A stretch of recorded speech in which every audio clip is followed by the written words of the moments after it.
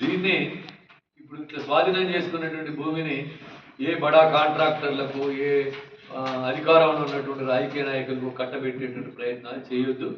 ఇట్లా కట్టబెడతారనేటువంటి ఆరోపణలు ఖమ్మంలో ఉన్నాయి. జర్నలిస్టులుగా భూమికి సంబంధించినటువంటి భూమి కూడా 8 ఎకరాలు వాళ్ళు స్వాధీనం చేసుకోవాలని ప్రయత్నం చేస్తున్నటువంటి వార్తలు కూడా మా దృష్టికి వచ్చినాయి. కాబట్టి ఏదేమన్నప్పటికీ కూడా ఇది పేదలకే చెందాలా, అది ప్రభుత్వానికైనా చెందాలా, ప్రజలకైనా చెందాలా. కాబట్టి ప్రజలే మొదటి అర్హులు కాబట్టి ప్రభుత్వం అనేది ప్రజల సంక్షేమం చూడాల్సినటువంటి అవసరం ఉంది కాబట్టి అది ప్రజలకు చెందాలనేటువంటిది నేను భావిస్తున్నాను. అందుకనే ఆ స్థలంలోనే మొదట 2018 డిసెంబర్ 15వ తేదీ నాడు ఎవరైతే ఇళ్ళు వేసుకున్నారో అక్కడి నుంచి ప్రారంభించి వాళ్ళందరికీ పట్టా హక్కులు ఇవ్వాలా చెప్పి మేము డిమాండ్ చేస్తున్నాం.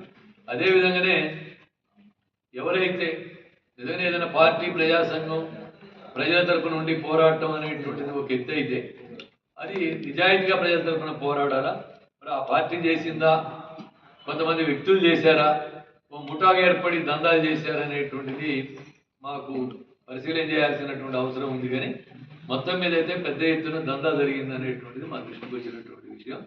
కాబట్టి అలాంటి దందా చేసి ఇంత ప్రజల్ని మోసగించి ప్రజల్ని అన్యాయానికి గురి చేసినటువంటి వాళ్ళ మీద కూడా చట్టపరంగా చర్యలు తీసుకోవాలని కోరుతున్నాం. ఆ పార్టీ కూడా విప్లవ పార్టీగా ప్రజల తరపున ఉన్నటువంటి పార్టీగా నిజంగా అలాంటి దందాలు జరిగితే ఆ పార్టీ కూడా వాళ్ళ మీద చర్యలు తీసుకోవాలని చెప్పి మేము డిమాండ్ చేస్తున్నాం.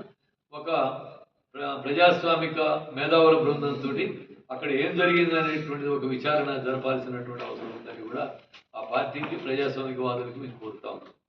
అదేవిధంగా నాగర్ కర్నూలు జిల్లా సంబంధించినటువంటి దాంట్లో ఒక చిన్నారి పాప 2 సంవత్సరాల పాపకి తొక్కి సిరాట్ అనే పేరుతోటి తొక్కి చంపి ఒక వాషర్ మ్యాన్ని గుడిలోకి రాకుండా చేసి